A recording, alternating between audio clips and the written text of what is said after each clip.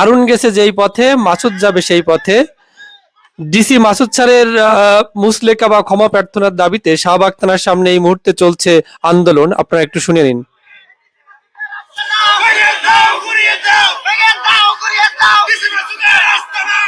DC মাসুদের আস্তানা ভাঙিয়ে দাও, গুড়িয়ে দাও, ভেঙে দাও, গুড়িয়ে দাও। তো যাই হোক, এখন আপনাদেরকে পার্থক্যটা একটু বলি। এর আগে যখন পুলিশের বিরুদ্ধে বা কোনো আন্দোলন হইতো তখন কিন্তু তারা রাস্তায় নেমে চলে যেত, অর্থাৎ ধুমধাম করে কিন্তু রাস্তা বন্ধ করে দিত। কিন্তু যাই হোক, ভালো কথা হচ্ছে, উন্নতিটা হচ্ছে এখন কিন্তু রাস্তা বন্ধ হয়নি, তারা শাহবাগ থানার সামনে আন্দোলন করছে।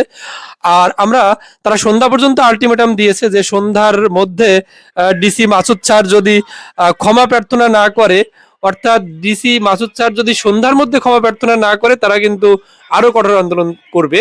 তো এখন দেখার বিষয় যে আসলে সন্ধ্যার মধ্যে ডিসি মাসুদ স্যার ক্ষমা প্রার্থনা করবেন কি না। দেখা যাক উন্নতিটা কতদূর হয়েছে। ভাই একটু ঘুরে দাঁড়ান।